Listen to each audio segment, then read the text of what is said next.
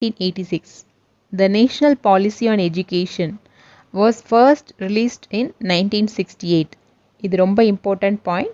The second National Policy of Education was introduced in 1986. So first one என்ன அப்படின்னு கேட்டாங்கன்னா இப்போ ஒன் வேர்டில் கூட கேட்பாங்க 1968ல், செகண்ட் என்பிஇ வந்து 1986ல். The 1968 என்பிஇ பற்றி பார்க்கலாம்.